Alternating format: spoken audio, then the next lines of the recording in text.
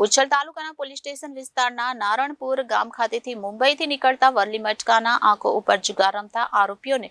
₹17,690 કુલ મુદ્દામાલ સાથે એલસીબી તથા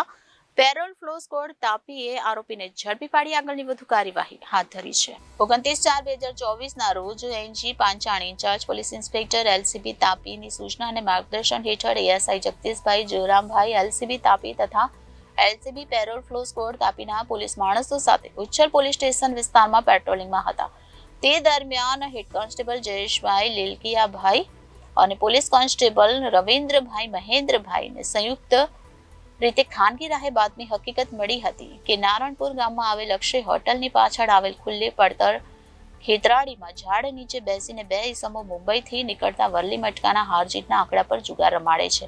જે બાતમીના આધારે એએસઆઈ જગદીશભાઈ જોરામભાઈ એલસીબી તાપી હતા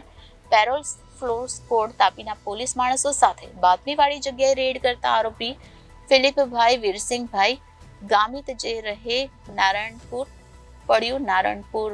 ગામ તાલુકો ઉચ્છલ જિલ્લો તાપી, રમણભાઈ ગોવિંદભાઈ ગામિત ઉંમર વર્ષ 54 જે રહે નારણપુર ગામ બરડી ફળિયું તાલુકો ઉચ્છલ જિલ્લો તાપીને મુંબઈથી નીકળતા વરલી મટકાના જુગારના આંકડાનો જુગાર રમાડી બુકો નંગ 2 તથા આંકો લખેલ કાપલીઓ નંગ 2 તથા કાર્બન પેપર નંગ 2 બોલપેન નંગ 1 તથા મોબાઈલ નંગ 2 જેની કુલ કિંમત ₹5,500 તથા અલગ અલગ દરની ચલણી નોટ